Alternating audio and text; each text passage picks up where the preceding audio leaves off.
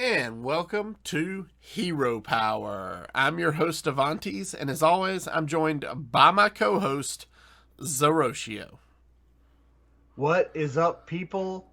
Those AFK, the gates are about to open. Get ready. Get your mana biscuits now. That's right. Hey, kick the AFKers. Yeah. Let's. who's taking what area first? So, obviously we have big news, which we'll get into momentarily. My week, I'm just grinding out my mercs and getting ready for the Coin Concede Listener Series. I got my match tonight. Okay. It's a unique format. So you submit your 6 mercs and their equipment. Then you also submit 3 mercs and equipment. So a total of 9. Your first game's with those 6, but between your first and second and third games, if there is a third game, it's best of 3. You can go into your collection manager and swap out those other mercs with that equipment. Mm-hmm. So you have 9 mercs at your disposal, and I haven't done my first one yet. I play Bach for Life tonight, which I'm kind of scared of because he's a powerhouse. But yeah, I'm really excited to try this format. It's going to be interesting. But other than that, I mean, just kind of keeping up the grind. I'm already Diamond 5, or have been Diamond 5 for about a week now, and I'm playing Quest Warrior, and it just wins right now. Nice. Nice. I'm probably not going to push for Legend. We'll see with the holidays coming up, and we have a new set coming in December. So, yeah, that's pretty much just my week there, other than working like crazy. I hear you there. I have played a lot more standard this week than I would have thought I would, because like all of my weeklies and my dailies have seemed to all push me into Hero Power Mage. So like I had the weekly play, use your Hero Power 50 times. I had 2 play games with Mage quests, and so it's just like every single time I turn around, it's like, oh, guess I need to play Hero Power Mage. So I've played that, won a lot with it. I'm all the way up into about the middle of gold, I think, maybe somewhere towards the middle of gold. So yeah, I've actually completed all of my dailies and weeklies as of yesterday. Good for you. Good for you by the end of the week. Trying to grind into that gold for the new set that was just announced that we're going to talk about. One of my dailies one of my weeklies is my favorite weekly, win 5 in battlegrounds or duels. And so, I got knocked out. It took me about 7 battlegrounds to get 4th or better in 5 matches. So that wasn't terrible. Knocked that out pretty quickly. I feel like I do better in that than I do in the win 5, just standard Hearthstone games. So talking about the weekly and daily quests, I'm wondering if they haven't changed the algorithm, because I too have had a lot of quests trending in one direction, and that's I've been getting the quest to finish a quest line, and all of my other quests are pretty much generic quests you can do with any deck, or involve warrior. So maybe. I don't know if maybe they've changed the algorithm to kind of do them in bulk packs that maybe one deck can do multiple of the quests that you have or something. This is just speculative based on our experiences. No, I have a Paladin deck. I have that Beast Hunter we played on the show a few weeks ago. I have Hero Power Mage, and I have a Shaman deck, and those have pretty much encompassed... Oh, and I have Pirate Warrior. And those have pretty much encompassed every single quest. Any quest I've gotten in the last 2 to 3 weeks has been able to be completed with any of those 5 decks that I have. It would be nice if they custom kind of pushed them in that direction. Again, this is only speculative based on our experience. No data saying that that's what they're doing, but that would be neat. So far, I've not had to re-roll a lot of quests because they've just been what I want to do. Right. So, I guess we just get into the news, unless there's something else you want to get over. We've got a new set to talk about. I think that's what the people are here for. Let's talk about it. So the new set is Fractured in Alterac Valley. Did you see the trailer for this? I did. This is like crazy. late 80s kind of hard rock metal ballad. Yeah. And I loved it. So the first voice actor, the first vocalist I thought it was Jack Black at first until he got to the second line. And I was like, okay, that's not Jack Black. But he had that kind of like timbre to his voice, that over exaggerated 80s rock timbre that Jack Black has. And I was like, oh my gosh, Tenacious D. I'm a huge Tenacious D fan. I was like, oh, please tell me they did this. But it was just vocalists that work on the Hearthstone team, that do the music and presentation stuff. And man, they knocked it out the park. They did. Absolutely.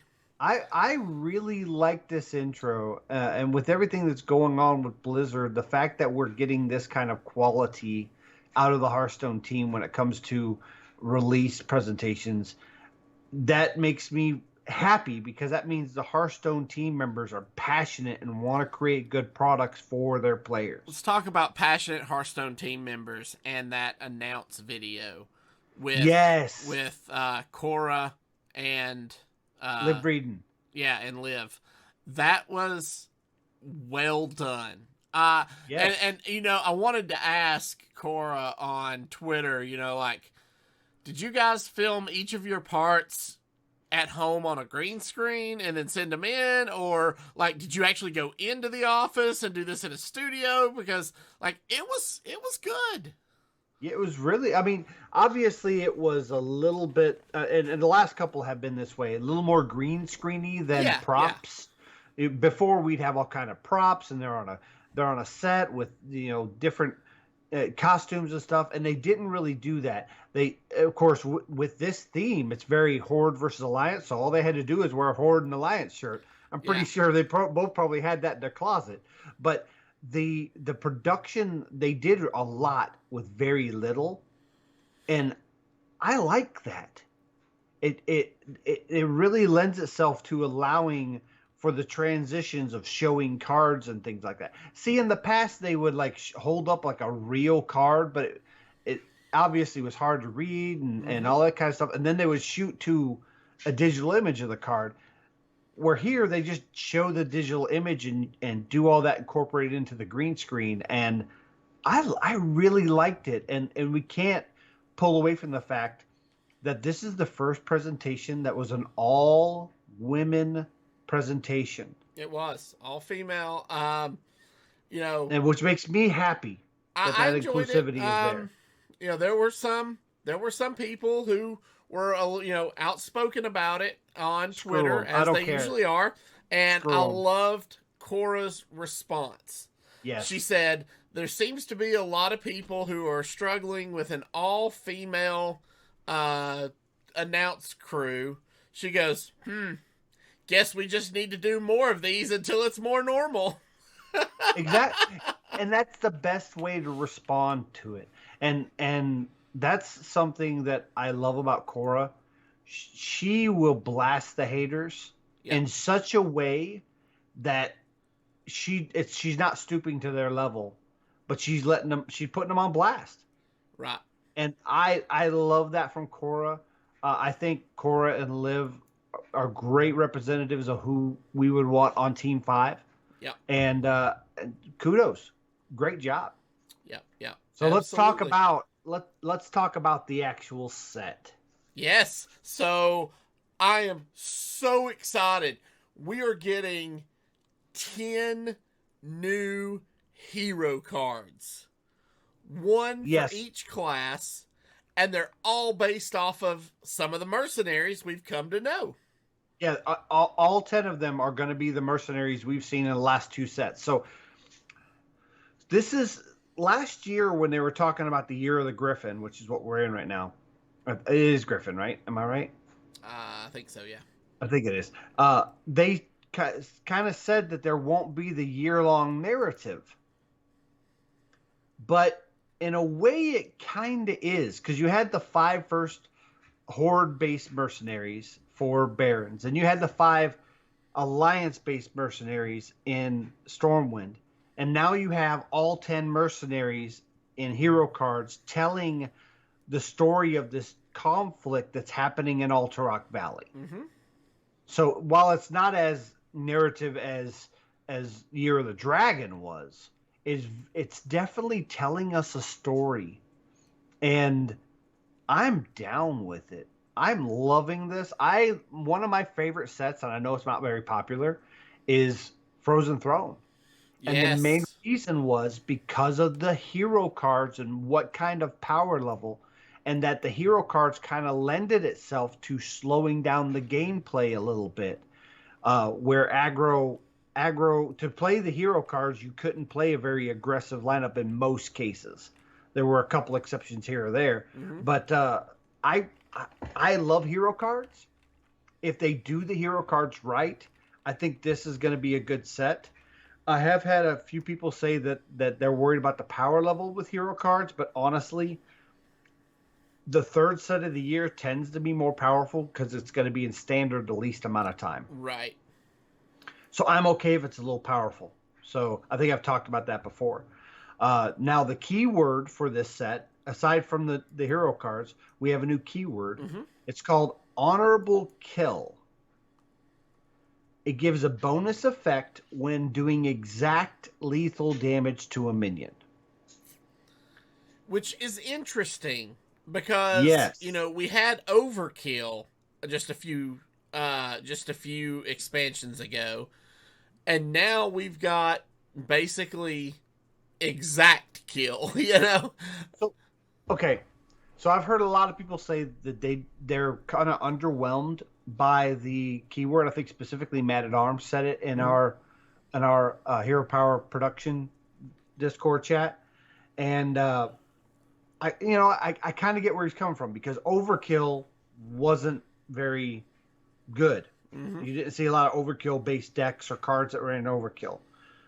And Honorable Kill is similar to Overkill. However, and I think it was Ridiculous Hat that said this. I'm not sure if it was Coin Conceit or Vicious Syndicate or the Angry Chicken or any other places he talks, but he mentioned that Overkill rewarded you for making inefficient trades. True.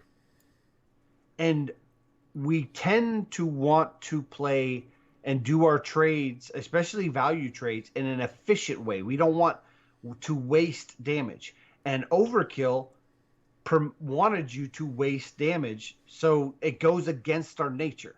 However, Honorable Kill wants you to trade efficiently. Mm-hmm. You want to send that 3/4 into a 1/3. You don't want to have wasted damage, because if you do, you might as well just go face. But if you're trading efficiently, you're going to get rewarded. So I think Honorable Kill is going to be better than Overkill. Now, do I think it's going to be an amazing keyword that you want to put in every deck? It's not a rush. It's not a discover. Right. But I think it's going to be good. There are some cards that use Honorable Kill that I think the effects on them are worth putting in the deck. And they're on cards that already would be put in a deck. Like the stat lines are just good. Yeah. For the type of deck it wants to go into. We'll talk about that more when we go over the actual cards that have been revealed.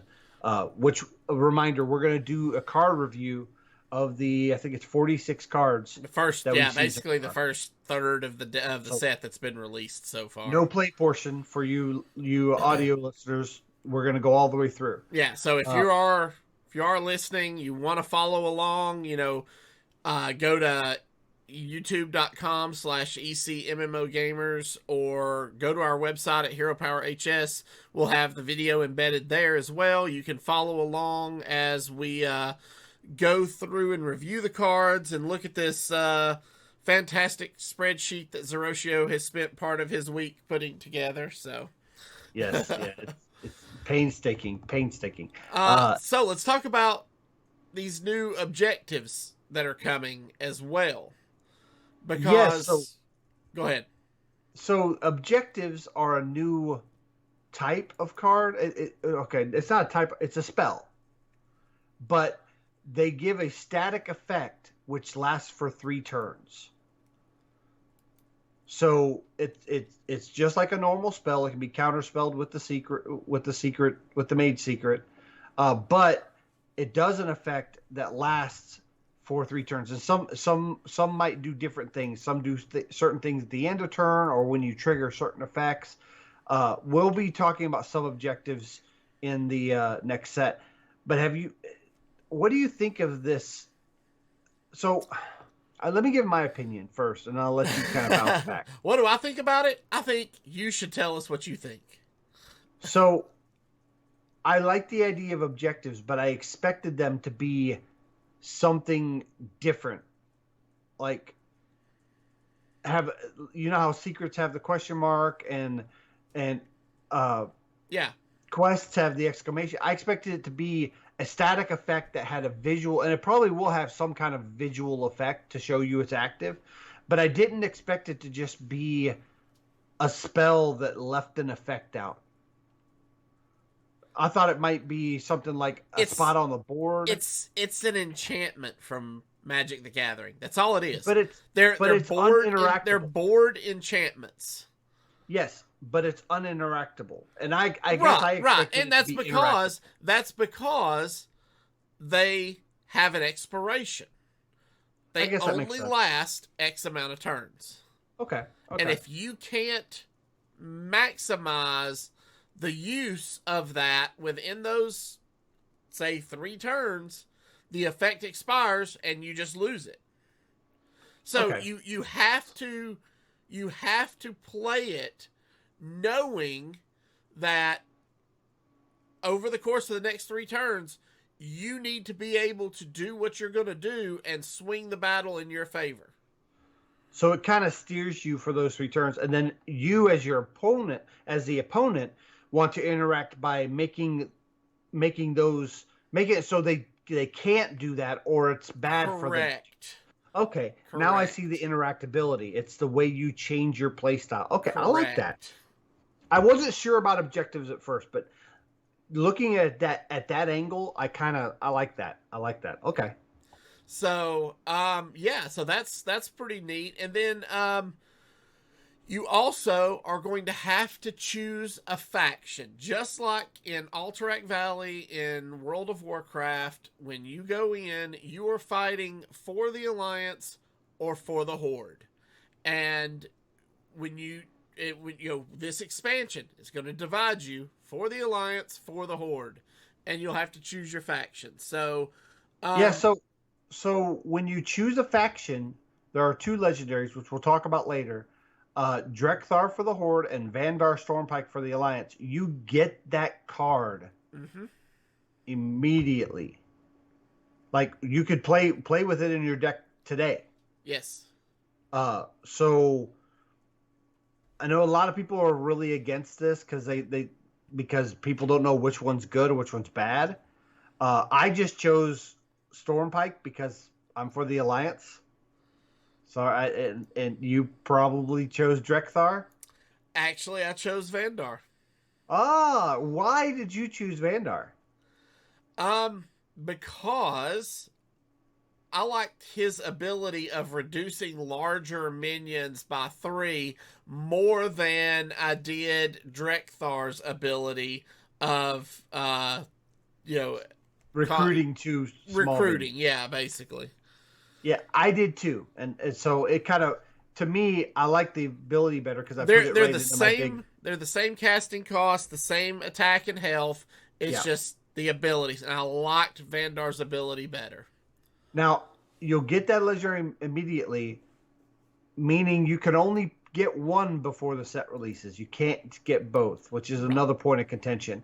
But after the set releases, the faction with the most honor by a certain time. We'll talk about more about that in the patch when we get to the patch notes. We'll get everybody will get a diamond version of that faction's leader. Yes. And we have a release date. We do. And we got it right. We did. We actually called it last week on the show. December the 7th. Yeah. So 3 weeks from the patch, roughly 2 weeks from a little more than 2 weeks from listening to this on the download. Correct. Does this mean we're back on schedule? Because we've been behind schedule. Yeah, I think so. We're gonna release December the 7th, and then we'll get another expansion and another new start to the year right around the end of March, 1st of April, and we'll be right back on schedule. Okay. All right. Cool. So that's Fractured in Alterac Valley. That's pretty much the gist of it. My favorite part is we're getting 10 new hero cards, and there are some doozies. There are some really strong ones. Let me just say, if you're not already putting Rust Rot Viper in your deck, you may want to consider just teching it in all the time. Yeah. And I'll have something to say about that. Anyways, let's get to the patch. So patch 21.8 came out November 16th, so this past Tuesday. So about a week ago, you listen to this on the download. Yeah. A couple main points is to choose your faction, claim your leader. You'll get that when you log in. You've probably already done that if you're listening to this now. You'll be able to pre-purchase Fractured in Alterac Valley. There's the $80 US, $79.99 US. Gets you 80 packs, 5 golden packs, 2 random golden legendary cards, Vandar Stormpike alternate warrior portrait, and you get the card back, as well as battleground perks, 5 mercenary packs, and 1 random legendary mercenary. Now, if you have all the legendary mercenaries in the mercenary mode, you'll get 100 coins of that mercenary instead. I just want to point out, this is more stuff than we have ever gotten in a bundle before. And it's more immediate stuff because you get the warrior portrait immediately, the card back immediately, the 5 mercenary packs, and the random legendary or coins immediately. Yeah. I mean, all of that is, and you know, you're getting 85 regular packs, 80 packs plus 5 golden packs, and then 5 additional packs of mercenaries. So that's 90 packs total, at $80. If you think that's a good deal, the $49.99 USD, you get 60 packs. Yes, that is mind blowing.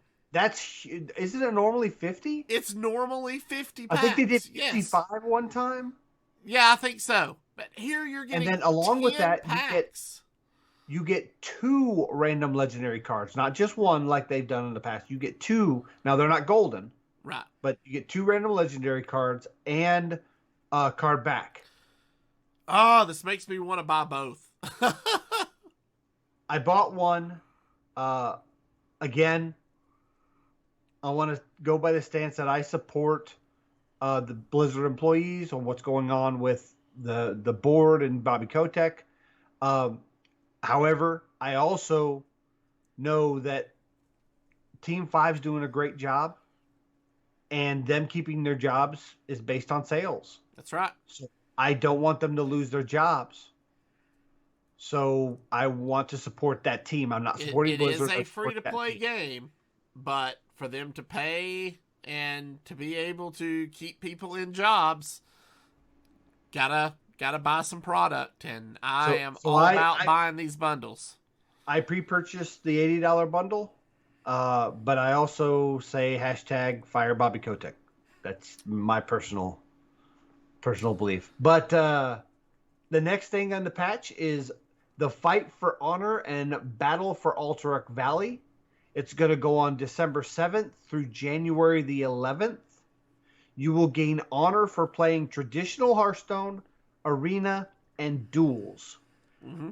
And the faction, which is based on what you choose and which card you got, whether it was Vandar or Drekthar, your faction with the highest honor at the end gives a diamond faction leader of that faction to all players. So either a diamond Drekthar or a diamond Vandar. Yes. They did say there will be ways to get the other one later on.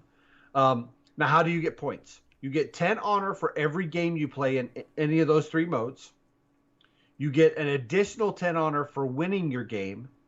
And you get an additional 20 honor for defeating an opposing faction. Now, I don't know if there's going to be some kind of banner to show which faction you are. They didn't really go into that. I'm guessing there's going to be something to tell you whether it's Horde versus Alliance. Yeah, I would imagine they'll have some sort of visible thing on the screen.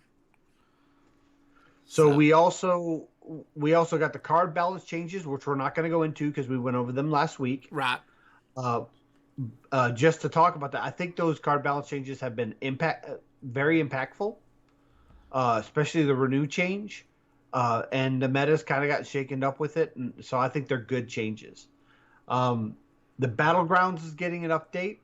They're adding armor to heroes based on hero tier, which has been interesting because I've seen this in my last few Battlegrounds, and it just doesn't seem like it makes that big of a difference.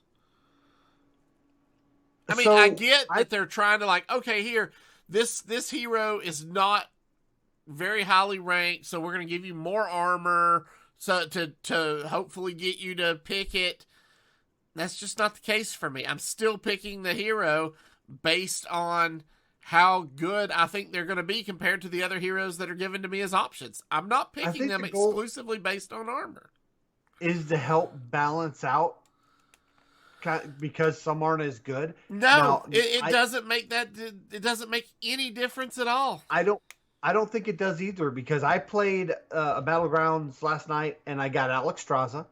No, not Alex. I got Ysera. Which is a tier 1, has no armor. I won that lobby. Yeah. And I think who was I against? Oh, I was against Mutanus, who also is a tier 1 in the final 2. So yeah. I don't know if it's because they weren't picking the lower tier ones or what, but so far I don't think it's terribly impactful. But I'm not a BG main. And then we have a new hero, Tamson Rome. I want to play her. I've played her once. I haven't yet. It's very interesting. So 0 gold, activated hero power. Start of combat. Destroy your lowest health minion. Give its health to all your others. So I think it's very important to note that this ability happens at the start of combat. So if you've got 7 characters, at the very start of combat, you're going down to 6, and that health from your lowest is getting distributed. Yes. Now, the health that's distributed is not permanent. It's just for combat, and the eating of the minion is not permanent. It's just for the combat. Yeah. So you still keep that minion in your warband. They just won't be in the fight. Now, the best way to do this is try to make it so you're eating a minion that has a death rattle effect or something that's going to benefit you. Right. I wanted to try her with dragons so I could get the Terragosa so that the buffs stay permanent on the Terragosas. Uh-huh. But the one time I got her, dragons weren't in the pool. Gotcha. The pool. So I'm hoping to hit her again with dragons. I've only gotten her once though. I have been playing it a few times. And then there are some other balance changes for Battlegrounds. We're not going to go into all those details. Then they also did some Mercenaries Updates, which this surprised me because they didn't even announce this or mention it or talk about it. Right. And it's funny. If you want a full deep dive of this, Spirit Healer did a great job over all of these. But it says at the top, several mercenaries have been buffed. I see 1, 2, 3, 4, 5, 6, 7, 8, 9, 10, 11, 12. That's more than several to me. Right, right. But all of these are buffs and just various. A lot of them are just changes in their speed, their cooldowns. They're just kind of balancing the speed meta for the most part. Yeah. There are some stat increases. They did make some significant changes to some of the demons. Rethorion and Lord Jiraxis both got major changes that are really going to make demons strong. And I've seen quite a few people playing demons in PvP. But there's one change that happened that's not in these patch notes. So anytime you summoned a minion, so with Mukla he has his big brother, with Eudora they have their cannons. They were summoning all the way to the right. So positioning really didn't matter too much. They would summon all the way to the right, which wasn't a big deal for Mukla's big brother, but it did matter with Eudora's cannons. Mm-hmm. So you had to make sure that Mukla and Eudora were in certain positions. You had to have Mukla on the left and then Eudora so that his big brother would go far right and then the cannon was one spot in so it's closer to hitting its target. Because if with the cannons, if there's nothing across from it, nothing happens. Right. However, I noticed, and I tested this right before show because I wasn't sure if I was right. Anytime that a mercenary summons something, it's going to do it directly to its right now instead of on the far right of the warband. So that is very impactful if you're running a comp with Eudora or Mukla or both. Yeah. I actually have a comp that I run both with. So that's an important thing to note that's not in these patch notes. Then we have arena updates. Pretty much the only arena update is Deep Run Engineers now banned. Yeah, so they've banned a card from arena. So if you're not familiar with the Deep Run Engineer, it's a 2-mana 1/2 battle cry. Discover a mech. It costs 1 less. Mm-hmm. So I thought that was interesting. So I don't play enough arena. Evidently, when that card came out, it broke arena. Everybody was taking it, and they were just able to.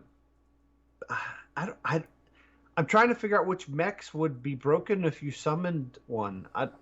Maybe it just had such a high win rate they didn't have a way to even balancing its appearance rate didn't help. Yeah. So, and then Book of Mercenaries Scabs has come out. I haven't played it yet. I haven't played Cariel yet either. I haven't played Book of Mercenaries in a long time. I've got a lot to catch up on in solo content. And then we have bug fixes and game improvements. Yes. Which I looked through these. I didn't see. I mean, there was the one with the dormant cards weren't showing properly. That was mainly just annoying. Some stuff with tradable. But most of these were mercenary changes, text changes, and just adjustments to how certain mercs reacted with certain tasks.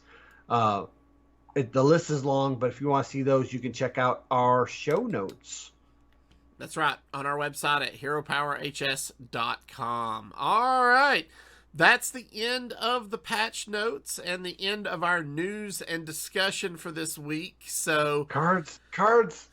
Yeah, as you can tell, Zerotio's a little bit excited about talking about some of these new cards. So at this time, we are going to transition into what would normally be our play portion of the show. But this week, as we said at the top of the show, we are going to talk about the cards released so far in Fractured and Alterac Valley. So this is about a third of the set so far. You know, there's going to be about 135 cards. We're going to talk about what's been released so I far. don't know. Third. Math. And then we're going to talk. Then we're going to take next week off. Let me go ahead and just say that. Yes. Next week is Thanksgiving. And so Here in the Zerotio US. and I will be taking next weekend off. There will not be a Hero Power episode again until Saturday, December the 4th. And 'Cause on I that will date, we will cover all the rest of the cards coming for Fractured and Alterac Valley. Because Avanti's going to be very busy that Saturday with his family, and I will probably be very busy trying to sneak in his garage to get leftovers while I'm up in that neck of the woods, also visiting family. So. You don't need to sneak in. You just gotta knock, man. So, But it's more fun to. Food tastes better when you steal it. okay, fine. I mean, raccoons got it right. I'll leave the ladder out. You can crawl up the back deck and then sneak in the sliding glass door that way. Ooh, fat guys and ladders. Somebody get a camera ready. It's not. It's. I mean, you didn't say it was better if it was easier to get. So. Fair enough. So I changed up how we doing this a little bit. We're going to do neutrals first, and I'm starting with legendaries because they're really exciting. Yeah, so let's talk about them. So first up, we have the 2 free legendaries that we mentioned, Drekthar and Vandar Stormpike. So one's free. Yeah, you'll get one for free, 1%. and then you'll have to get the other one later. So, as I said, they're both 4 mana, 4/4s. Drekthar's Battle Cry. If this costs more than every minion in your deck, summon 2 of them. And Vandar's Battle Cry. If this costs less than every minion in your deck, reduce their cost by 3. So I picked Vandar because I like the idea of Big Warrior. And I put him in the Big Warrior. And I just took out one card and put in Vandar. I like the idea of Big Warlock. Ooh. Warlock has some really large minions that can get reduced to a value rate when you reduce their cost by 3. Yeah, because those minions have pretty good effects and they tend to be overcosted. Exactly. Now they're right in that in the sweet spot. 5-6 mana sweet spots. Okay. Yeah. Cool. So that's why I took Vandar. Here's my big question. How long till we get these as mercenaries? Ooh.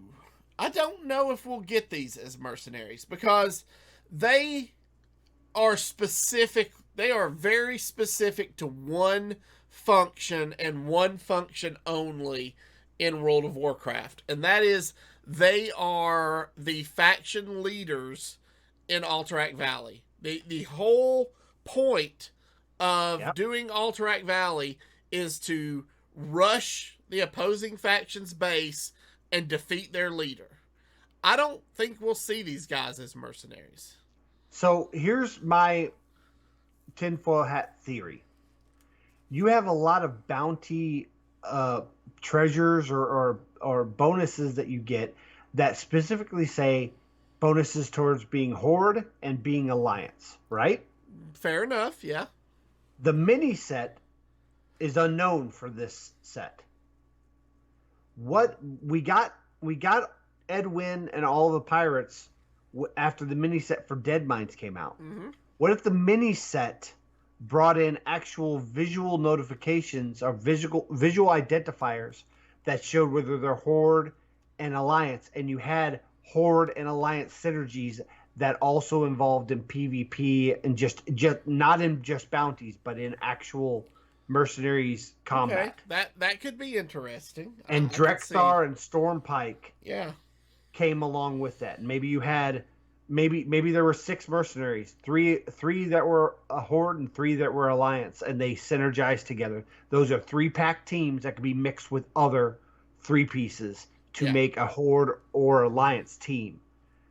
And now we have like maybe a flag that hangs from their value in the top left-hand corner or something Yeah. that shows whether they're Horde or Alliance or they're neither. Maybe if they're not marked, they're just neutral. That's my tinfoil hat speculation that Drekthar and Vandar are going to be mercenaries, and it kind of harkens to the mini set. Okay. All right. Well, we'll have to wait and see. That'll be interesting.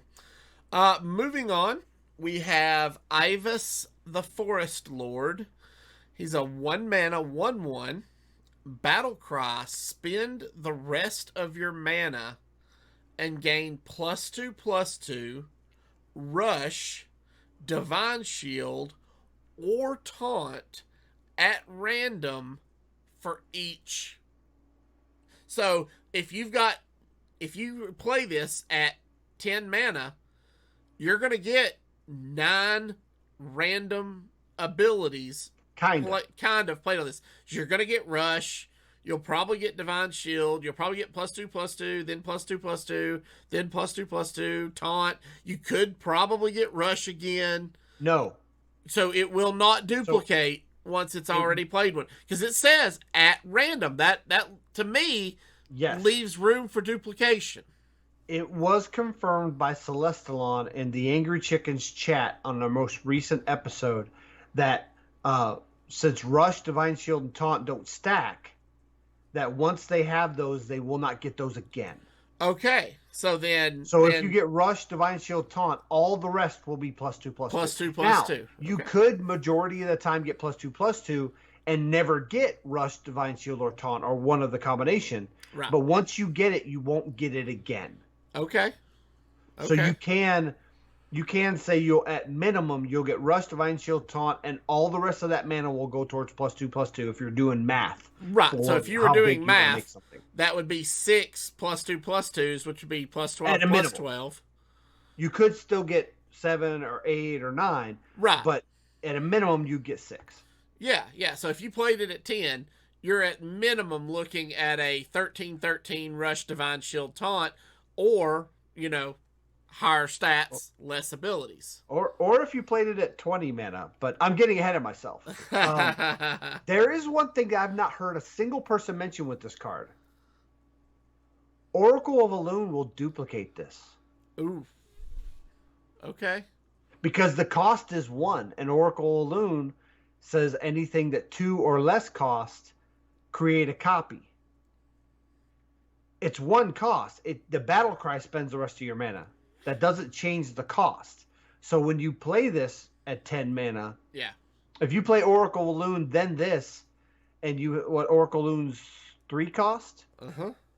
If you're at 10 mana, we'll say 10, that's 6 more mana for it to spend.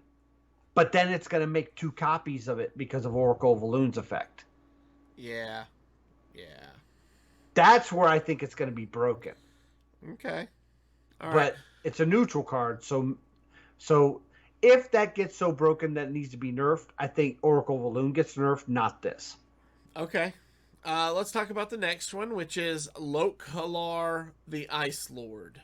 So, if you guys ever played Alterac Valley in World of Warcraft, you're familiar with the Ice Lord.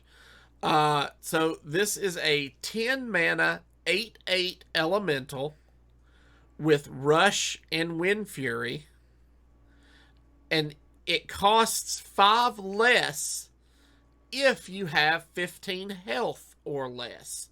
So it makes it a 5 mana 8/8. Makes it a 5 mana 8/8 with Rush and Wind Fury. Anything else you want to add? I don't think it's good. Okay. I don't think there's enough elemental synergies other than maybe in Shaman, and I don't think that's going to be your best Shaman deck. I don't know. I'll have to see the rest of the set, see if there's more. Plus, this is a legendary, so there's only 1 copy of it in your deck. Correct. So I don't think it's good. Okay. Next up, we have neutral epics, starting with Grim Totem Bounty Hunter. It's a 3 mana 4/2 battle cry. Destroy an enemy's legendary minion. Yeah, so we've seen this before. I think it was Blackrock Mountain. Yes. Rend Blackhand. Destroys a Did legendary. I Yeah. did I get that right? This is straight from memory. You did. Rend. Red Blackhand. Yep. Well, it was higher cost. I can't remember how much. It was like And 6 mana, I think. yeah, and it was a legendary, so you could only do it once. This is not a legendary, and it's a 3 mana. 3 mana 4/2 is an aggressive stat line too. It trades well. If somebody plays like a 4/4 or a 3/4, then this trades into it. So I think it's good. I think it's decent as well. I mean, like you said, you can run a couple copies of this. This just straight up kills something, even if it has Divine Shield or whatnot. So, I mean, it's decent targeted removal. Yeah, I like it. All right, next up we have Spammy Arcanist.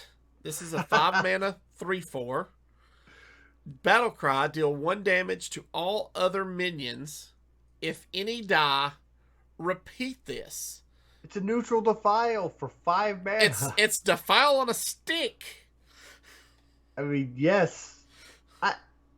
I don't know if the meta will... Again, I count this as a tech card. Yeah. And it's an epic, and epics tend to fall in that tech card or niche, like it's part of a specific combo. I think if token-based strategies are big, then this is an auto include, and it's you used to dread facing warlocks. Well, now anybody can put this in their deck. That's right. So, all right. Next up, we have the Abominable Lieutenant. This is an 8 mana 3/5. At the end of your turn, eat a random enemy minion and gain its stats. So, this is an 8 mana 3/5 that is going to at least destroy one of your, or eat one of your opponent's minions. If they have one. If they have one. Yes. Yeah, if they've got a board full, you're going to take something at random. If they have one minion, you're going to remove that minion, and it could be anything. This is interesting because it eats them, so their death rattle doesn't go off. Mm-hmm. And also, if I'm not mistaken, based on how this effect has worked before, it doesn't go into death pool, meaning it can't be resurrected. It wouldn't be revived. Yeah. By either the new priest spell that revives death rattles or any new cards, which we'll talk about later, that revive. Yeah. So again, another tech card in the epic slot. I think it's a little expensive. It is. I'd like to see this at 7, maybe 6 at lower stats, because by 8. What if you saw this at 5 mana after playing Vandar? You're saying have Vandar? Yeah. Yeah, I mean, it's still kind of tricky because with Vandar you have to play Vandar. It's not a right. You have to play the battle cry. So you have to draw Vandar, which is a legendary, play Vandar, and then be able to play this at 5 mana the next turn. Yeah. It's a perfect storm. But honestly, I think the minions you're gonna want to eat are in that 6, 7, 8 mana category. Right. So maybe 8 mana is perfect because that's when you're gonna want to play it anyways. I just had this mental image of Abominable Lieutenant trying to eat Ragnaros, and Ragnaros just yelling at him. Stop it, you peon. All right, next up we have the Popsicleer. So this is a 3 mana 3/3 mech. Death rattle. Freeze 2 random enemy minions. I love this card. It's neutral freeze, which is not something we've had a lot of. No, we have not. And I love the artwork for this card. Yeah. The Popsicleer is it's cute. I like it, but the effect itself is strong. It is a death rattle, so your opponent has agency on popping this. But and it only freezes. I would like to say freeze to random enemy characters, but then So you have a chance at freezing face. what if it freezes their face and they're not a weapon class, and so maybe it makes it less powerful to do that. But I like it. Okay. Next up, we have neutral commons. First up, we have Gnome Private. This is a 1-mana 1/3. Honorable kill, gain +2 attack. I can see this getting some use. I mean, it's a 1-mana 1/3, and if it kills something with 1 health on turn 2, it's now a 3/2. 2. Yeah. So or 3/1. Yeah, depending if it's a 2/1 or 1/1. Damage to face, or you remove a 1/3 and it gets bigger again. And if I'm not mistaken, honorable kill can happen more than once. That's the way I understand it. So it can keep getting bigger and bigger. Yeah. Here's where honorable kill I think works, because it's on a 1-mana 1/3, which you just want to put in a deck anyways. It's great stats. It's the best 1-mana stats you're going to find currently. And its honorable kill kind of plays into what your opponent's doing. So you play this on 1, even if they don't play a minion, you've denied them playing a turn 1 minion where they might have wanted to. Yeah. Maybe they wanted to play the alley cat, and they go, now I can't play my alley cat, so they pass on turn 1. That right there, you just took advantage in the game. Yeah, yeah. So let's move on to the next card, which is Knight Captain. So we know a 3-mana 3/3 is good. But what about a 5-mana 3/3? That doesn't sound so good, right? But what if it has a battle cry to deal 3 damage? So now it's doing 3 direct damage and honorable kill, gain +3/+3. So I think if this was a 5-mana 3/3 that just said battle cry, deal 3 damage, it's playable. It's not the greatest card, but it's playable because that damage can go face. Yes. And where battle cries matter, repeating battle cries or anything like that, it's good. The fact that this has honorable kill +3/+3 means this can be 5 mana, deal 3 damage, 6/6. Correct. And again, this is where I think honorable kill is better than overkill, because you're wanting to make value trades. If you're dealing 3 damage to something, if you're forced to do it to a minion, you don't want to do 3 damage to a 1/1 or a 1 health minion or a 2 health minion. You want to do that to a 3 health minion to maximize your output, or might as well just send that damage face. Right. So because it's rewarding you for making the optimal play, I think honorable kill is better than overkill. And this card is good. I agree. I don't think it's amazing. I think it's a solid 3 in the rating scale, right in the middle. Okay. All right. Let's talk Demon Hunter. First up, the Demon Hunter Legendary, Carrier Fell Soul. 6-mana 6/6. Battle Cry. Transform into a 6/6 copy of a demon in your deck. Okay, so I've heard people say, "Oh, that means you have to play giant demon hunter demons, which aren't very good anyways." I'm like, no, you don't. No, you can absolutely have small demons in here that maybe have death rattles or certain effects that you like. A 6/6 copy of a 6. demon with a good battle cries or a good death rattle's good. Exactly. So I personally think that this is a solid legendary minion. 6-mana 6/6. It plays right into the type of stuff you want to do as a demon hunter, having big minions. Now it transforms into a 6/6 copy of a demon in your deck, so that means it becomes a demon. So she does work, even though she's not a demon, she works with demon synergies, right? Because she will be a demon when she transforms. Yep, that's something to note. All right, next up we have Demon Hunter Epic, the Urzul Giant. So this is a 13-mana 8/8 demon. costs 1 less for each friendly minion that died this game. So it is a class-based giant, which I think we've only seen those in Shaman? Or have we seen some mage giants? There is a giant, the flesh giant, which is priest warlock. That's right. Okay, so it's not a new precedence, but I like this.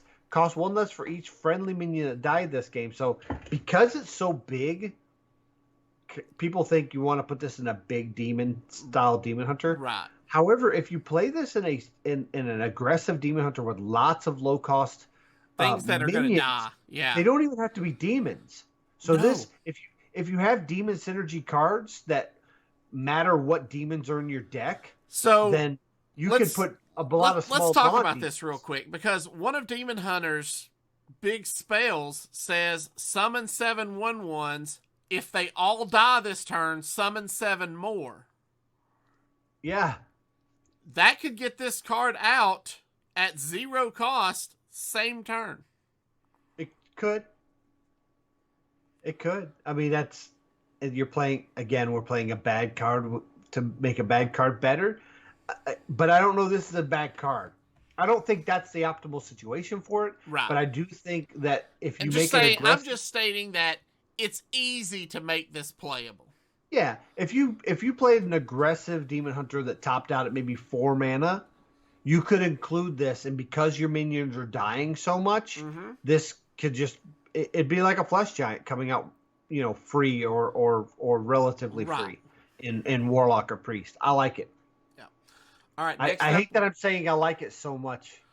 Well, we have Demon Hunter rare cards. First up, we have Field of Strife. So this is a 2 mana. This is an objective card. Yes, but it's a 2 mana spell. It looks like a regular spell. Your minions have +1 attack, and it lasts for 3 turns. Not sure this is good. I'm not convinced this is good.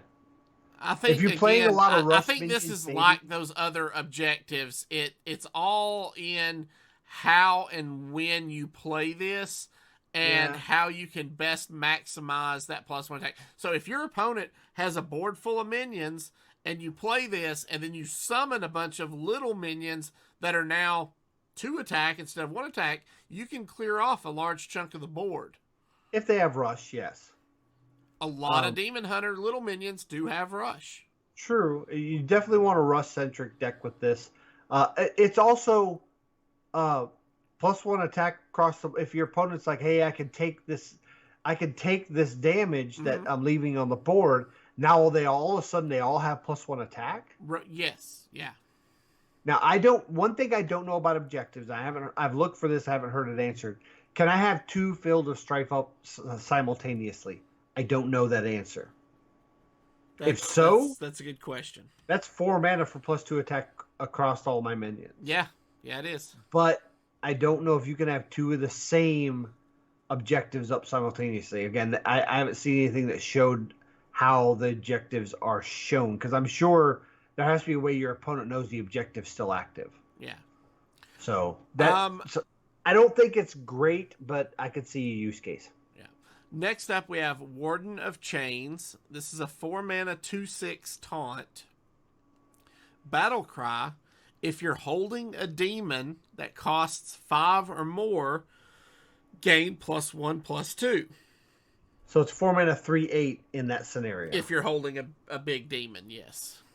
Now, you could be holding the Urzul giant, and then you play this. It's nice and beefy, and then it slowly starts getting reduced based on the minions you're playing, and then good. Now, you probably want more minions that are 5 or more in your deck than just those Urzul giants. Right. But if you're playing a big demon deck, then that's another thing that kind of throws me off with this Warden of Chains. It's not a demon. That's true. So it doesn't it's not synergize with demons in that deck. It doesn't have a tribe, so. But in some cases, that's good, because if you have something that says, summons a demon out of your deck or recruits a demon or whatever, You don't want this getting grabbed. Correct. You'd rather one of your good demons getting grabbed. So maybe that's a good thing. Yeah. All right, moving on to Demon Hunter Commons. We have the Dread Prison Glaive. So this is a 1-mana 1/3 weapon. Honorable kill. Deal damage equal to your hero's attack to the enemy hero. So this is a weapon that, again, rewards you for making a good trade. You know, you swing and kill something for 1, they're going to take 1. This is an auto include in most Demon Hunter decks. Yeah. A 1-mana 1/3 weapon that has this kind of ability allows you to make those early game value trades and still do some chip damage to face. Yeah. It's amazing. Yeah, I like it a lot. Now you have to time that, and you're going to see so many people that are like, oh, there's a 2/2 on the board. I'm at 2 attack on my weapon. Great. The hero power hit the 2/2 and it doesn't happen. Yeah. They go, oh, I forgot I shouldn't have hit my hero power. You know, so there's going to be those mistakes made early on that will probably make people think that this isn't a good card. But it's good. Cheap weapons are just good in Demon Hunter. Yeah. Next up, we have the Flag Runner. This is a 3-mana 1/6. Whenever a friendly minion dies, gain +1 attack. Oh, man. It's almost like this goes in the same deck as that giant. No, it doesn't. This isn't good. This isn't good. There's a similar card to this in Hunter. I think it's a 3-mana 1/6 that whenever it attacks, all the beasts on your board get +1/+1, and it's not played. The stat line for the mana it's 1 attack is so weak. It is. And I just don't think it's good. I mean, even if too you have, slow. It doesn't have rush. you have doesn't have font. 4 rush minions die, 4 1/1 rush minions die the same turn, it's a 3-mana 5/6. Yes, but you have to factor in how much mana those 4 rush minions are going to cost you. So then this turns this from being a 3-mana large minion or 3-mana minion to a 7-mana or 8-mana larger minion. I don't think the value's there. If it had taunt, it might be different. Okay. If it had rush, it definitely would be different. Yeah. All right, next up we have the Druid Legendary and the first hero card we're going to talk about. Yes. Wild Heart Guth. So it is a 5-mana, 5 armor. Battle Cry, set your maximum mana to 20. Gain a mana crystal. Draw a card. So hang on. The mana crystal we still got to talk hero power. Okay. Hero power 2, nurture, choose 1, draw a card, or gain a mana crystal. If you think all that talking for 1 hero card is a lot, wait till we get to Shaman. Oh my gosh. So the hero power, we'll talk about the hero power real quick. It's strong. It's basically you can choose to have a gain a mana crystal, and that's a full mana crystal, not an empty mana crystal, which means that essentially this hero power costs 1 when you use that effect. Or you can draw a card, which is the Warlock hero power, without any damage to your face. Yes. The Battle Cry sets your mana crystals to 20, which I'm really curious on how they're going to make that look in the mobile client. That's going to be interesting. But you gain a mana crystal, which is a full mana crystal, which means that this essentially costs 4 mana because you're getting an extra mana back. And you draw a card. This is the strongest hero card we've seen so far. Here's my question. It says set your maximum mana to 20. Yes. So when you play this, do you go from 10 to 11 and then every time you use your hero power, you get another mana crystal up to 20? Yes. So if you So play you're not playing this and immediately having 20 mana crystals. No. So if you play this on 5, you're going to go to 6 mana. So the following turn, you'll be at 7 mana. If you play this on 10, you'll go to 11 total mana. The turn after that, you'll go to 12. Okay. That's how this works. Clear that up. Yeah, you're not going to go straight to 20. So this brings a lot of possibilities with that first neutral legendary we saw. That wasn't the free ones. Ivis, the Forest Lord. Mm-hmm. So you could pay one. It's a 1 mana 1/1, and you spend the rest of your mana to gain +2/+2 rush, divine shield, and taunt. If you do that at 20 mana, that's a lot of effects. Yeah, it is. That's like a 39. The question is, how often will somebody get to 20 mana? Now, I know that Druid has ramp, and they can get more mana crystals, but, I mean, a lot of games don't go that long. Even long games don't go that long. Yeah, that's true. Even control versus control matches might only cap out at like turn 17, 18. So, back in my day, Warriors used to go 90 turns. 99 turns. All right. Next up, we have Druid Epics, and we have the Capture Coldtooth Mine. This is a 2-mana spell. Choose one. Draw your lowest cost card, or draw your highest cost card. This is interesting. So you can be like, I need a Lightning Bloom, and this card essentially is free. Yeah. You're not going to play Lightning Bloom that turn, but over the course of 2 turns, it essentially is free.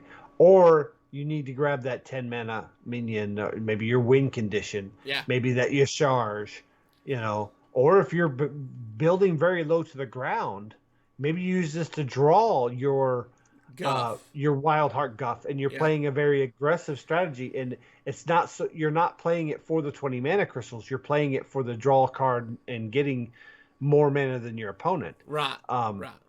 Maybe you play it in an aggressive strategy and you go right into Guff. I kind of like that idea. I might have to look at that deck when it comes play out. A token strategy where your maximum effective minions and spells are 4, and then you play Guff, and this gets you Guff. Yeah. That's a way. Say, one of the biggest problems with a token-based aggressive Druid has been card draw in the past, and Compost has helped that, but that's the only one card. You know what else would work in that deck? What's that? Drekthar. Because if all your minions are between 1 and 3, and then your spells are under 4, and then Guff is 5. Boom. We just made a deck. It's not even day 1 yet. I know. There's all speculation. There's probably going to be a better Druid deck, but that's a possibility. Yeah. Next up, we have Frost Saber Matriarch. It's a 7-mana 4/5 beast with taunt, and it costs 1 less for each beast you've summoned this game. Haven't we been trying to make Beast Druid a thing for like 4 years now? So we're going to see this in the next couple cards, and probably see this in the rest of the set. I think they finally were like, all right, we've sprinkled in possibilities for Beast Druid, and they've never bitten, so we're just going to do everything supports Beast Druid. That's it. That's all we're going to do. They're going to have to play Beast Druid. Okay. And I don't think it's going to be good. All right. Next up, we have the Frostwolf Kennels. Objective. 3-mana rare spell. At the end of your turn, summon a 2/2 wolf with stealth. This spell lasts 3 turns. So it's an objective. It is an objective. And it supports beasts. Stealthy wolves. Yeah. All right, next up we have a common druid minion. This is the Dire Frostwolf. It is a 4-mana, 4/4 beast with stealth. Death Rattle, summon a 2/2 wolf with stealth. Which is a beast. All right, that's it for druids. I think they're just like, we want druids to play a different way. We've been trying to get them to do beasts. Let's just put everything into beasts and make them go that way. Yeah. So, all right, next up we have the Hunter Legendary Wing Commander Eichmann.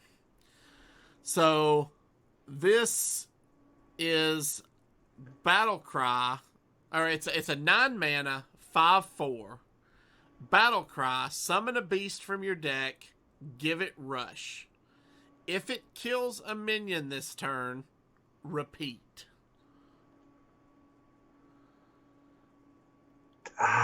9 mana. I want this to be good because it makes a type of deck that's just nutty.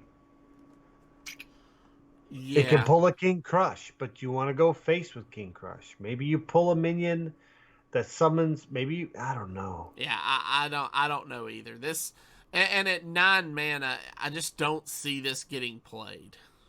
No, but I want it to because the effect is so cool. Yeah.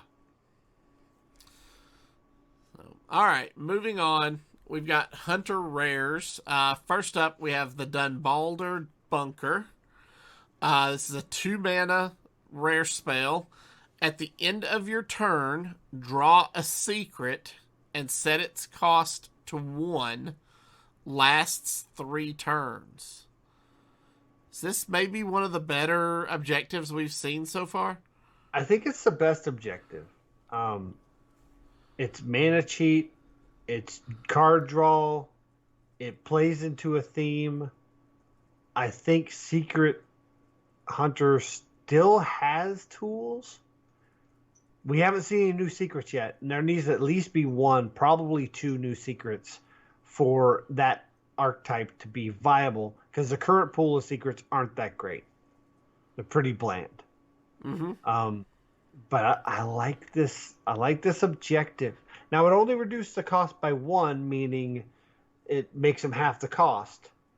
But you're getting a total of 3 secrets in theory. You have to remember you're drawing the secret, it's not playing it. Meaning, it will draw the same copies of secrets. Correct. For you. Correct. It's not just putting it into play. So essentially, if every turn you draw a secret over 3 turns, that's 3 mana in reduced value. So you're getting a 1 mana premium. Mm-hmm.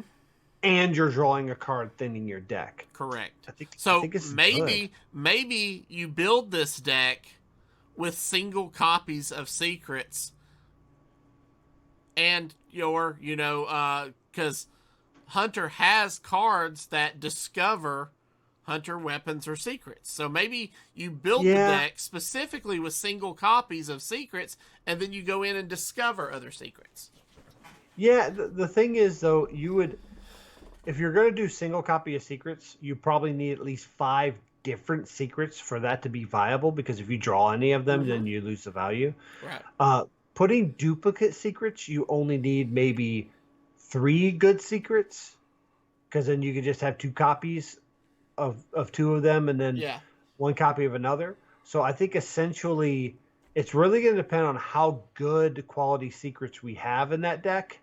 And right now we don't have a lot of really good secrets anyway, so it's going to depend on what secrets come in this set. Okay. Next up, we have Revive Pet. This is a 3-mana nature spell.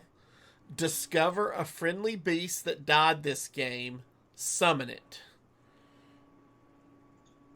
King Crush. Yeah. I think there's going to be an OTK around this deck. Now, does that mean this is just a niche card and probably won't be playable?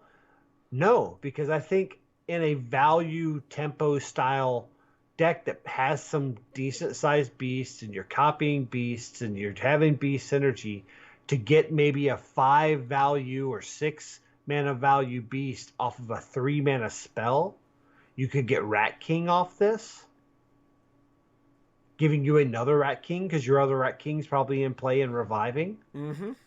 So I have a Rat King deck that I play. It's not great. It's probably tier 3. This would make that deck better. Yeah. Probably want to streamline down the minions a bit, but ultimately, being able to the deck wants to have a bunch of Rat Kings that are constantly reviving. Yeah. And This can goes never right clear. into that deck. It would work. Now that's not a great deck right now, but it may turn into one with this card. There's a lot of possibilities. You say it's not a great deck, but the number of people I've had concede when the third or fourth Rat King hit the board is ridiculous. I'm sitting at about a 48% win rate with it, so it's not terrible. It's not the deck I would use to get to Legend. It's a deck I would use to get to Diamond 5. Yeah. So, all right, moving on to Hunter Commons. First up, we have Bloodseeker. It's a 2-mana, 2/2 weapon. Honorable kill. Gain +1/+1. So, if you attack with this and kill a 2-health minion, it becomes a 3/2. If you attack and kill something with 3, it becomes a 4/2. It constantly is growing. Yes. So they did a video that showed this card being used, and I'm not sure. It confused me because they played it. It's a 2/2. They swing into a minion and get an honorable kill, and immediately turned into a 3/1 weapon. That sounds like a bug to me, but either that was a bug in their video or there's some weird way that the stacking of the stats and then the removing of the durability happens. So it should become at that point a 3/2 weapon. And if that is working, if that's how it works, then this is a great card. Yeah. Now, that tells me something though. That's a slower hunter. Slow hunter hasn't worked very well in the past. I think Spell Hunter is the last time a slow hunter really worked, because you just controlled the board and played tempo, and then you played your Rexar Death Knight hero card and then just won the game. Yeah.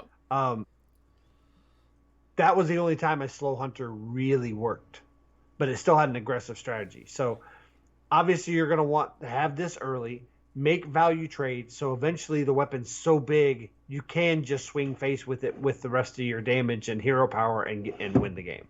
Okay. The question is, can you sacrifice that much health to do that? We'll have to see.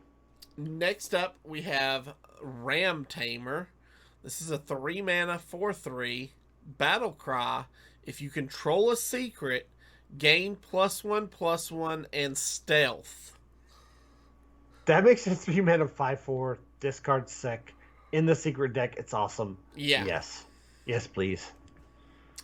May I have another? Next up, we have a Mage Rare. It is a 3-mana frost spell called Build a Snowman. Summon a 3/3 snowman that freezes. Add Build a Snow Brute to your hand. So I was going to make a slide with all of these, but they're very simple. The Snow Brute is a 6-mana spell that summons a 6/6, and it summons another spell that's a 9-mana spell that summons a 9/9.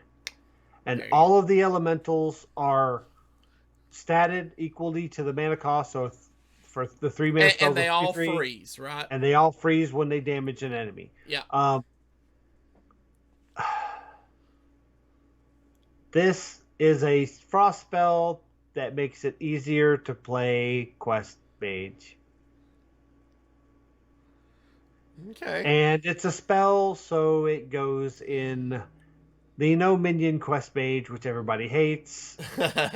It doesn't have a good win rate, but people that love no minion Quest Mage will love this card because it has increasing value, and it's a frost spell you can play on a naked board with no targets. Right.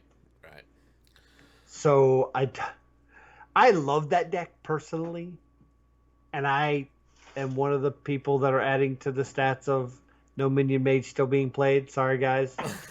It's not because it wins. It's fun to play. I just love playing it. Oh, you're I haven't that played it guy. I haven't played it since the nerf. That +2 spell damage change it's impactful. Yeah. I like this card.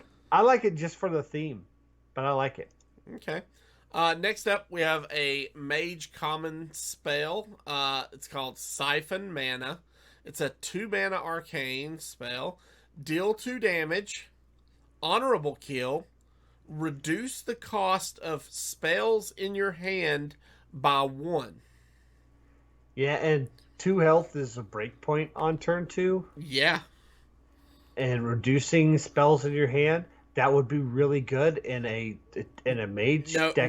No minion mage. And no minions in it, and their whole hand's nothing but spells. If that kind of deck existed, I do see the reason for the nerf of the quest line now, because I think some of the mage cards, and these are the only 2 mage cards shown so far. I think some of the mage cards would. So here's my theory. I believe Team 5 wanted people to play a no minion, all spell quest mage. Mm-hmm. What they didn't expect is all the people that hated playing against a no minion, all spell quest mage. And they probably built the sets through the year to support that gameplay. And now they have to kind of course correct. We'll see what other mage cards we get. I think there are going to be a lot of really good Arcane Frost and Fire spells. Yeah. All right, next up we have the Paladin Legendary hero card. This is the one you wanted to talk about. Light Forged Carriel. So this is a 7-mana, 5 armor, battle cry, deal 2 damage to all enemies. Consecration. Equip a 2/5 immovable object. So we'll talk about that in a second. Hero power, 2 mana, give a random minion in your hand +4/+4. Yes. So she's right in line with that buff paladin that, people have been playing. But let's talk about the immovable object for a minute. So this is a 7-mana weapon, 2 attack, 5 durability. This doesn't lose durability. Your hero takes half damage rounded up. Yeah, what that means is if a 1/1 hits you, you're still going to take 1 damage. Right. If a 3/3 hits you, you're going to take 2 damage. 2 yeah. damage. Right. It's rounded up. So the big question is, why would something that doesn't use durability have 5 durability? And I'm gonna be referring to this a couple times, or I have referred to this a couple times. But Celestalon in the Angry Chickens chat on their live stream, somebody asked that same question. I think they were asking the Angry Chicken members, but Celestalon said, "Oh, there'll be a reason," or something to that effect. Or you'll have to see later, I think is what he said. Yeah. So that means there might be something that deals with durability on weapons. Hashtag Restaurant Viper. But it can't be something that would remove durability, because this doesn't remove durability. So maybe we get a neutral minion that flips attack and durability on your weapons? That would be interesting. Yeah. I don't know. That would be really interesting in something like Warrior. That's just speculation based on a comment from Celestalon. He might not even be talking about it in this set. He could be saying it's something next year. We don't know. Yeah. Hashtag Restaurant Viper. But yes, you're probably going to want to run Restaurant Vipers in your deck, specifically for the immovable object. However, if this weapon did not exist on this hero card, it is probably still one of the best hero cards that we've seen so far. Yeah. Because doing Consecration, 4-mana spell, on top of a hero power that gives +4/+4 to minions in your hand, which no class benefits from that better than Paladin right now. Correct. And we'll see that in some of the future cards. This is sick. This is, yes, please. All right. Next up, we have another Paladin Legendary, Sidan the Scarlet. How do you pronounce Yeah. that? Uh, yes, Saydan? Sayadam? Yeah, I'd say Sidan the Scarlet. he's a Scarlet Crusader. Yeah, he's 3 mana, 2/2, rush. Whenever this minion gains attack or health, double that amount, whatever this is, or wherever this is. So if it's in your hand, if it's in your deck, if it's If play, it randomly gets +4/+4 from Cariel, now it's +8 +8. Also, with this, if you play Hand of a Doll on it, you're now giving it +4/+2 and drawing a card. That's true, yeah. Whenever you pop a durability on the weapon for a Divine Shield, it's getting +2/+2. Yep. He definitely goes right into that deck. This is sick. Yeah. This is a very sick legendary. I'm glad it's a legendary and you can't have 2 copies of them in your deck. Exactly. One thing to note is if you have Drekthar, you can summon him right out of your deck and he might be buffed in your deck somehow. That's true. All right, next up we have Paladin Rares, and we have the Dunbalder Bridge. So this is a 4 mana spell. After you summon a minion, give it +2/+2. Lasts 3 turns. So this isn't after the first minion you summon. It's after you summon a minion. So it's playing it freehand, using your hero power. Day at the fair. Yep. If you have it corrupted and it summons 5 Silverhand Recruits, they're now 3/3 Silverhand Recruits. Yeah. This is really good. Now it's 4 mana. It's a little more pricey, but it's good. Yeah. Next up, we have the Templar Captain. This is a rare minion. 8 mana, 8/8. Rush. After this attacks a minion, summon a 5/5 defender with taunt. This is great. It's 13/13 in stats for 8 mana. I mean, it's like a giant. I mean, it's the same cost as a giant, an 8 mana 8/8. Only it has rush and then summons a 5/5 taunt. Yeah, and as long as I have a minion that has 7 or less attack, it doesn't even have to kill the minion. It just has to attack a minion and survive, basically. Because it says after this attacks a minion, which means it has to survive it. If it said whenever, it wouldn't have to even survive it. Right. But so it needs to still be alive after it attacks a minion. It summons a 5/5 defender, thus protecting this minion, so you can do it again next turn. Maybe you heal it with Libram of Hope or something, giving you an 8/8 Divine Shield with taunt, and then you attack something else, giving you another taunt. This is good. Board-based strategies and longer games where you're investing in 8 mana, 9 mana minions might come back. Yep. And I hope it does. All right, next up we have a Priest Epic, Shadow Word Devourer. So this is a 1 mana shadow spell. Choose a minion. It steals 1 health from all other minions. Yeah. I mean, this clears the board of small minions and 1 health minions, and it buffs one of your minions or even one of their minions. Yeah. So it's a shadow spell, so it can go in Shadow Priest. So maybe you have a important minion you don't want to die. So you make it harder to kill while also, dealing with the board. Yep. It doesn't go in a priest deck that's... I mean, it could go in Shadow Priest now, but it's not suited for this. You'd have to add other cards to it to kind of make it a good card.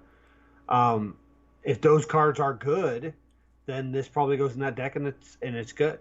Yep. But then again, that's a more control-y strategy in a deck that's usually aggressive. So maybe this doesn't go in that deck, and maybe it goes in a different deck. And right now, there aren't many priest decks. This has a potential, but with not many priest cards revealed yet, we'll have to see how good it is. Yeah. All right. Next up, we have the priest rare Undying Disciple. So this is a 6 mana 3/7 taunt. Death Rattle. Deal damage equal to this minion's attack to all enemy minions. Yes. So I have been playing. It's not a very good deck, but I have been playing a Death Rattle Resurrection Priest, and it's sitting about a 42% win rate. I think it needs something, and this might be one of the cards it needs. Okay. Constantly, because with that deck that I have trouble, they can just power through it, and sure, I resurrect, they just power through it again. But this is going to swing back. Even if they make good value trades, the minion will have to be more than 6 health. Right.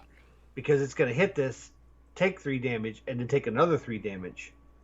And the attack order is going to matter because of if they have smaller minions that want to value trade, things like that. So I like this card, and I think it goes in that deck. Whether the deck's good or not, we'll have to see. Okay. Next up, we have the Rogue Legendary hero, Shadowcrafter Scabs. So he's a 7 mana, 5 armor, Battle Cry, return all minions to their owner's hands, summon 2 4/2 shadows with stealth. His hero power is Sleight of Hand. 0, the next card you play this turn costs 2 less. That's pretty good. That could set up some crazy combos. Yeah, so Vanish was a card that used to be in Standard, and they rotated it out. It was a 6 mana spell that returned all minions to their owner's hand, friendly or enemy. It didn't matter. This is 7 mana, 1 mana more for 5 armor, and you get 2 4/2 minions with stealth. An important thing to note is you might have minions that you want to bounce back to your hand before playing this, so you play those, get their effect, play Shadowcrafter Scabs. Those go back to your hand as well as anything on your opponent's side, and then you can replay those for whatever value you wanted the next turn. Also, you can reduce the cost of those by 2 with the hero power. It's a free 0-cost hero power. Yeah, he's good. You can also play this with the SI quest to reduce the amount of SI minions you need, because you can play an SI minion and bounce them back with Shadowcrafter Scabs, getting their effect again. I don't know if that'd be optimal, but I say that to express how you can build a deck for this card. You can also put it in existing decks, and it might still get benefits. Yeah, I like it. I'm not a big Rogue fan, though, so I don't know how well I'm speaking on that. It might not be that great compared to what they can do now. Next up, we have a Rogue Epic, Forsaken Lieutenant. This is a 2 mana 2/2 stealth. After you play a Death Rattle minion, become a 2/2 copy of it with Rush. This is interesting. Yeah. So this reminds me, there was another minion that, I think it was a Warlock minion maybe, that sat on the board and then became a copy of whatever the next card played, or whatever the next minion played was. I think it was a Warlock Legendary. And it wasn't very good. It basically was trying to keep your opponent from playing anything good. Yeah. But it didn't work out. So you could play, like, is it Lone Shark? That has a battle cry that gives your opponent a coin, but then as a death rattle you get 2 coins. I want to say that's right. Yes, that sounds right. So you play this, then you play Lone Shark. This becomes a 2/2 copy of Lone Shark, but you don't have the battle cry go off, so it's just a net positive. But again, I'm in that realm of play 2 bad cards to make one good scenario. So I don't know if you're playing a deck that wants to get a bunch of a bunch of coins to cheat some weird combo, then maybe this works. But that's a niche deck, and I don't think it's going to be a high tier deck. Yeah. I don't think it's going to be that good, but we haven't seen all the death rattles that are in neutral or rogue, so we'll have to see. Yeah. Next up, we have a rogue rare Snowfall Graveyard. This is a 3-mana spell. Your death rattles trigger twice, lasts 3 turns. So we see where rogue is going towards death rattle synergy, but we haven't seen a lot of death rattles that warrant making that deck yet. So this is a to be decided card, but if we get good death rattles in rogue or neutral, probably rogue specifically, then, I mean, obviously we've seen the last card in this. If they're good death rattles, it's possible that that it makes a good deck. We'll have to see, though. Yeah. All right. This is going to be long. Shaman Legendary Hero Brucon of the Elements. 8 mana, 5 armor, battle cry, call upon the power of 2 elements. Which we'll get to in the next slide. Hero power, elemental mastery, 2 mana, call upon a different element every turn. Which we'll get to next slide. However, one thing to note on this is going to work like why is he blinking? Dr. Boom, Mad Genius. Yeah, so the element, hero the power hero is power gonna- will rotate every turn. Will change every turn to a random hero power that's not in the list, that's not your current hero power, and it will do it whether you use the hero power or not. Okay. And I have the hero power, which are also the elements, the elements listed for the battle cry on the next slide. All right. So first up, we have Lightning Invocation. Hero power, deal 2 damage to all enemy minions. Then we have Earth Invocation. Hero power, summon 2/3 elementals with taunt. We have Fire Invocation. Hero power, deal 6 damage to the enemy hero. That's sick. And we have Water Invocation. Restore 6 health to all friendly characters. That's also sick. So, how the battle cry works is you're going to discover 3 of these and pick one. And then you'll do it again. Once you pick one, you'll get the other 3 that you didn't pick. Okay. So every time you play Brucon of the Elements, you will get any combination of 2 of these that you want. So that means it's not random. That means when you play Brucon, you're guaranteed 2 of these. Right, but you're guaranteed all of them. Yes, because the first one will be 3 of 4, and then the second one will be the other 3 you haven't picked. Right. So if you need to deal 6 damage to the enemy hero or 6 health, you're going to get one of those in the first selection, and then you can choose the other one in the second selection. So, but what you won't get is you won't be able to get 2 of the same. Correct. You'll get 2 different. So obviously, it's very flexible on what the current state of the game is. Maybe they're playing small minions. You need to deal 2 damage to all enemy minions. Maybe you just need to put up. Maybe you need to deal 2 damage to all enemy minions and put up taunts. Or you want to heal for 6, deal 6 damage to your opponent. That's a 12 health swing. Yeah. So. And then every turn, you're going to get one of these for 2 mana. Yes. I mean, so a lot of people said that Dr. Boom was broken because you had the 2 mana for 7 armor. Well, you didn't get it every turn. You didn't even get it every other turn. So the 2 mana for 6 damage to your enemy hero, yeah, that's powerful. But how often are you actually going to get that? Yeah. All right. I think he's I think the this. one, I think this. You know, I like Cariel, but I think Brucon may be more powerful. I think Brucon is probably the most powerful we've seen so far.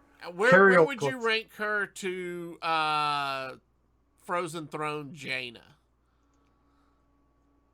Ooh. Because Brucon's pretty strong, but everybody always said Frozen Throne Jaina was the most powerful of the heroes. Of those heroes. Of those that came out originally. I mean, it's a toss-up between her and Rexar. Mm-hmm.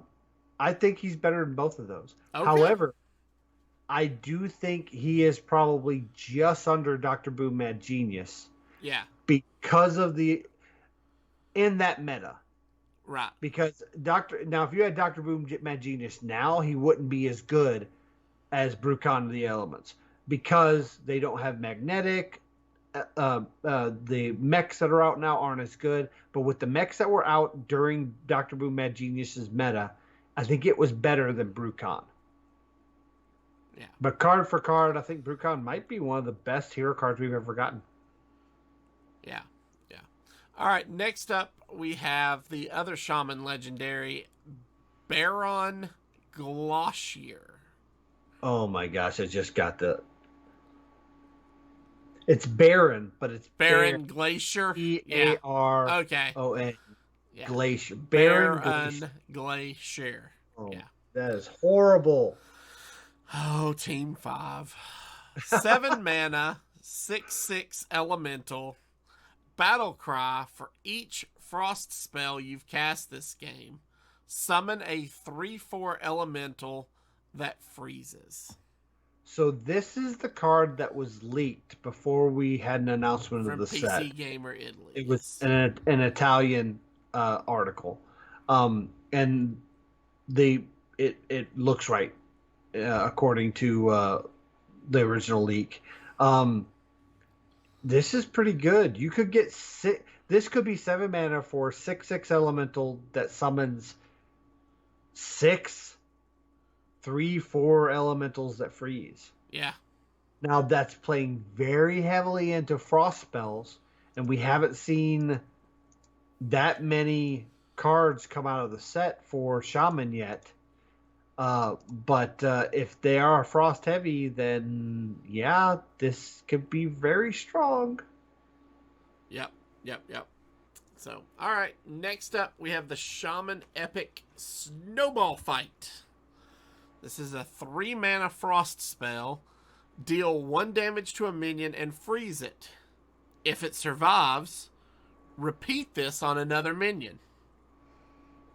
This could be Frost Nova. It very well could be, because I mean, if they have any minions above 1 health, this could just keep going. You know what? Good. This could snowball. It's good. Oh man. Why are you taking my role this show?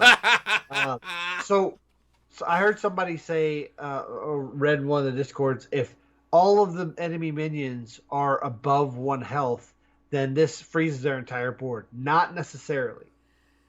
It hits one. If it doesn't die, it hits another minion. If it doesn't die, it could hit that other minion. If it was a 2/2, it would die, and the rest of their minions are unfrozen. But the likelihood of that happening, the likelihood of it freezing the whole board is fairly high in that scenario. I like it. And it's a frost spell. The thing about that deck is I suspect it's going to be very spell heavy, and it's going to rely on Baron Glacier to be your minion presence. I'm going to continue to laugh every time you say Baron Glacier. I mean, that's what it says, Baron Glacier. Oh. All right. Let's look at Warlock Legendary Hero Dreadlich Tamson. 6 mana, 5 armor. Battle cry. Deal 3 damage to all minions. Shuffle 3 rifts into your deck. Draw 3 cards. Hero power. Chain of Dread. 2 mana. Shuffle a rift into your deck. draw a card.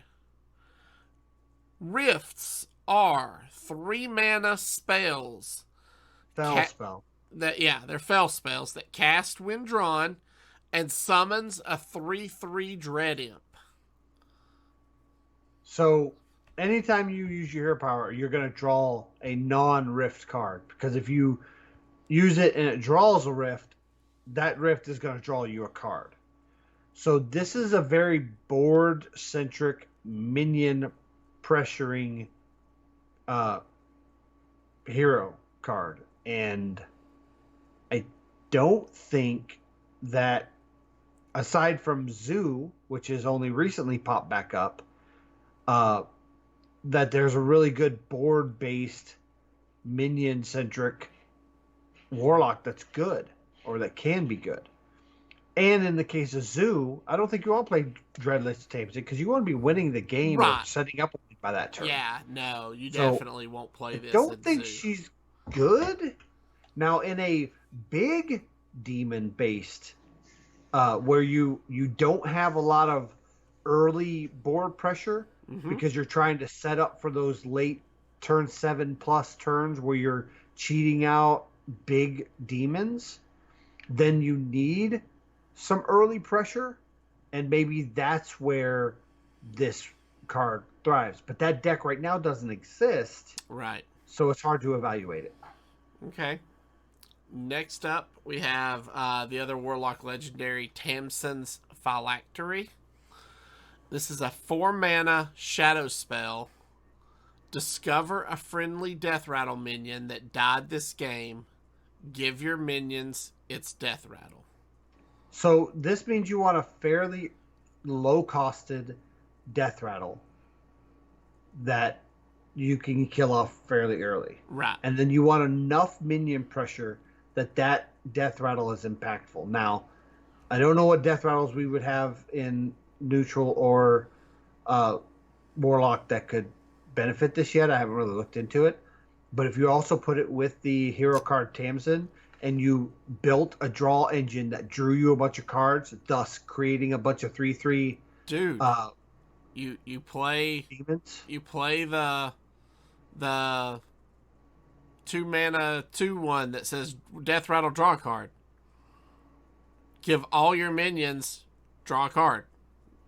Yeah, but then you're running out of cards in your deck at that point. You're thinning your deck to get to your win condition, yes. I guess. I would like a Death Rattle. You say running out of cards. I say drawing into my win condition.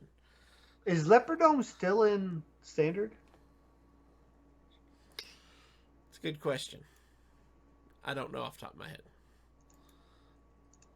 Because if Leopardome was still in Standard, and you could summon a bunch of 3/3 demons, right? Mm-hmm. You with me so far? Yeah. You summon a bunch of 3/3 demons that you fill up your board. And so Leper Gnome does not seem to be in Standard. Okay. Only Defias Leper. Okay. Sorry, I was giving myself some time. But if you had a Death Rattle that did damage, to something, or did face damage, and then you filled up your board with 3/3 demons from your hero power, and then you played this to give them all direct damage, that way they either take the damage from the minions or they clear the minions and take the damage from the minions. Mm-hmm. So maybe there's a Death Rattle that does direct damage, or even if it was ping damage, it was like random damage or something. If it's a damage-based Death Rattle, maybe it's worth it. I don't know. We'll just have to see. Okay. Next up, we have the Warlock Epic Sacrificial Summoner. So this is a 3-mana 3/3 battle cry. Destroy a friendly minion. Summon a minion from your deck that costs 1 more. This leans towards more Death Rattle minions. Yeah. Destroy the Death Rattle minion, and then you're cheating out a minion from your deck that costs 1 more, getting a higher value. Right. So if say you're on 4 mana, you play a 1-cost minion that has either a really good battle cry or has a Death Rattle that's beneficial, then you play this you're not getting a 2 cost and a 3 cost instead of a 1 cost and a 3 cost, plus the effect of the 1 cost, plus any additional maybe death battle effects that come with that 2 cost or additional effects. Right. This looks like it goes towards a zoo strategy. Yeah, I could see that. Zoo always has the potential of being good. Yeah. Okay, next up we have the Warlock common Hollow Abomination. So this is a 5 mana 2/8. Battle Cry, deal 1 damage to all enemy minions. Honorable kill, gain the minion's attack. So if this kills a minion, it gets its attack. But if it kills more than 1 minion, it gets all of those minions it kills attack. Right. Now, I don't see in Warlock a way to set enemy minions to 1 health. I don't think there's a neutral way to do it either. Yeah, I don't think so. So it's not like we can have a bear-off play with this. Right. But that's still a really good effect. I mean, if your enemy has 2 or 3 or 4 1/1s on the board, yeah, now that's he's good. a 5 or 6/8. That's good. And at this point, you're probably behind because you're at turn 5, and it's an anti-swarm strategy. What I'm thinking is, if your opponents have big minions that have had to value trade, and they can finish off large minions and make this huge. You're only at turn 5 if you didn't coin out Vandar and then play this for 2 mana the next turn. That's still turn 5 because Vandar is 4 mana. So yeah, but you coin him out. 5. That's on turn 3, and then you play this on turn 4. That's what I'm saying. You're only at turn 5 if you didn't play this on turn 4 for 2 mana. Just throwing that out there. Next slide. And we've got 2 warrior epic spells. First up, we have Snowed In. This is a 3 mana frost spell. Destroy a damaged minion. Freeze all other minions. So, first off, there has to be a damaged minion. So you have to have an activator of some form. And then it freezes all other minions, not enemy minions. So it will freeze your friendly minions. That's something to note. That's never really been a huge problem with Warrior affecting your minions, but it is something you want to make note of. This is good. I mean, it's a form of Frost Nova that's not as good as Frost Nova. Yeah. But it's interesting that they're giving this type of frost effect in other classes that aren't mage. Freezing. They couldn't make freeze shaman work, so they're just gonna make. I think these are the first. These are the first 2 frost spells ever in Warrior, right? You might be right. I don't think Warrior has any other real frost abilities. So I don't remember any. Yeah. And then finally, last but not least, people need to be checking Ray Walkinshaw's freezer more often because he's just randomly finding cards in his freezer. I mean, looking for ice cream, finds a Hearthstone card. Come on, man. I'm sure his kids are so disappointed. They're like, ice cream, ice cream. Oh, another Hearthstone Dad's card, just Dad. making a video. So anyway, we have Frozen Buckler. This is a 2 mana frost spell. Gain 10 armor. At the start of your next turn, lose 5 armor. I don't know. I think this is just good because they're going to have to go through that 10 armor. And if they don't, you're just buying time and you're only going to, lose 5 of it. So, I mean, even if they hit you for 5 and you lose 5 armor, you still didn't take any damage. So this is low key super good. So this is the way I see it. You pay 2 mana to make your opponent have to find 10 extra damage for their lethal. Okay? Yeah. If they clear all 10 of your armor and you have no armor, you don't lose any armor because it's all gone already. That's true. That's true. It doesn't say at the start of your next turn lose 5, take 5 damage. Right? No, it's lose Now, 5 armor. Take 5 damage, then that would be a different card, and I don't think it would be that good. This says lose 5 armor, meaning if you gain 10 armor, your opponent does 10 damage to you. The next turn, you just got 10 nothing. armor. Yeah. So obviously, you're not going to want to play this early. This type of card is good late game. The fact that it doesn't have tradable kind of lowers the value on this. I wish it had tradable. We haven't seen any tradable in this set. Yeah, say if this had tradable, it'd be ridiculously overvalued. It's a dead card early game. Yeah. But this basically is going, oh, my opponent might have lethal. Well, now they got to have 10 extra damage. Right. And if they decide not to clear all their armor, so what? You bought yourself that turn you needed. And and you can play 2 of these in your deck. Yeah. Yeah. So it's good. I like it. It's a control slow style warrior, but I like it. Yeah. I like that warrior style anyways. It's my favorite. All right. Well, there you go. That's 46 out of 135 cards. Is that right? Yes. So disclaimer. Again, we mentioned at the top of the show, we're not going to be here next week due to the U.S. holiday, Thanksgiving. The following week, we will have all the cards revealed by that time. Yeah. So we are going to reveal the remaining, should be 99 cards if my math is right. It's not. 89 cards? 89 cards? There you go. Cards. Yeah. So it'd be another 89 cards if my math's right. Which it is now because he checked it. So unless there's some really big news at the top of the show, we're going to cut the news section short and get right to the card reviews as fast as possible. Woohoo! Card reviews. So just be ready for that. That we're gonna do our top of the show, knock out any pertinent news, and get right into reviews. That's right. All right, gang. That's gonna do it for us this week. If you have any questions or comments about the show, please email us at heropowerpodcast@gmail.com. Hit that subscribe button below on YouTube if you've not done so already. And if you want more information on our patron-only Discord, head on over to patreon.com/heropower. And we will see you again in 2 weeks. And don't forget to use your hero power, because you might just do 6 damage to your opponent's face.